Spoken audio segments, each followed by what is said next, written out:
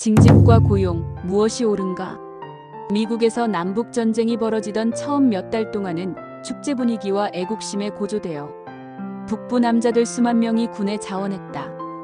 그러나 북군이 불런에서 패배하고 뒤이어 조지 맥클렐런 장군의 이치먼드 점령 작전이 실패하면서 북부 사람들은 전쟁이 쉽게 끝나지 않으리라고 예감하기 시작했다.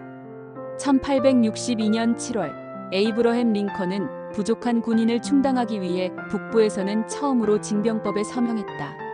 남부에서는 이미 시행 중인 법이었다. 징병은 미국의 개인주의 전통을 거스르는 일이었고 특히 북부의 징병은 더더욱 그러했다. 징집을 원치 않는 사람은 다른 사람을 고용해 대신 복무하게 할 수도 있었기 때문이다. 대리인을 찾는 징집자들은 신문에 광고를 내어 최고 $1,500까지 제시했는데 당시로는 엄청난 금액이었다. 남부연합 역시 유급대리 복무를 허용하다 보니 부자들의 전쟁, 가난한 자들의 싸움이라는 표어가 생길 정도였고 북부에서도 이러한 불만이 터져나왔다. 1863년 3월 의회는 이 불만을 해소하기 위해 새로운 징병법을 통과시켰다. 대리인을 고용할 권리는 그대로 두되 정부에 $300를 내면 병역을 면제해주는 법이었다. 이 면제 비용은 미숙련 노동자의 1년치 임금과 맞먹는 금액이었지만 어쨌거나 일반 노동자도 돈을 내고 병역을 면제받을 수 있는 가능성이 열렸다. 일부 도시와 카운티에서는 징집자에게 이 비용을 보조해주기도 했다. 보험업계는 매달 보험료를 내면 징집되었을 때 면제 비용을 보장해주는 보험을 내놓기도 했다. 병역 면제 부담을 덜어주려는 의도에서 나온 이 제도는 대리 복무보다 정치적으로 인기가 적었다. 아마도 인간의 목숨의 값을 매기고 그 값을 지불해 승인을 받는 듯한 모양새 때문이 아니었을까 싶다. 신문은 $300냐? 당신의 목숨이냐라는 머리 기사를 실었다. 징병과 $300 면제 비용에 대한 분노는 징병관리 공무원들을 향한 폭력으로 번졌고 대표적인 사례가 1863년 7월에 일어난 뉴욕시 징병 폭동 사건이다. 7일간 계속된 폭동으로 100여 명이 목숨을 잃었다. 다음해 의회는 병역 면제 비용 제도를 없앤 새로운 징병법을 제정했다. 그러나 북부에서만은 대리인을 고용할 권리가 전쟁 기간 내내 유지되었다. 결국 소수의 징집자만이 북군에 입대해 싸웠다.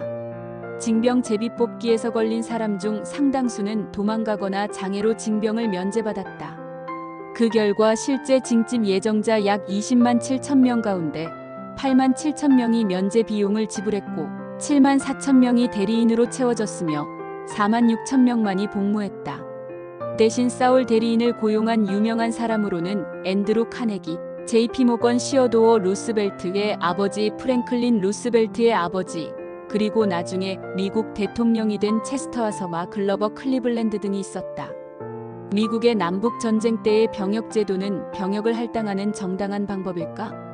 돈 있는 사람들이 대리인을 고용해 자기 대신 싸우게 하는 행위는 부당하다는 것이다. 미국의 남북 전쟁 때의 병역 제도는 제쳐두고 군인을 모집하는 두 가지 경로인 징병과 시장을 생각해보자. 첫째는 징병제로 모든 사람이 해당 나이에 예외 없이 군에 의무적으로 징병하는 방법과 두 번째는 모병제로 사업처럼 노동시장에서 돈과 복리후생 혜택을 지불하고 모병하는 방법과 세 번째는 용병제로 징병의 의무가 있는 사람이 돈을 지불하고 대리인을 대신 복무하게 하거나 외국에서 돈을 지불하고 숙련된 군인을 사서 복무하게 하는 방법이 있다. 어떤 방법이 가장 공정하겠는가? 나는 AI에게 이 문제를 물어보았다. AI가 답을 보내왔다.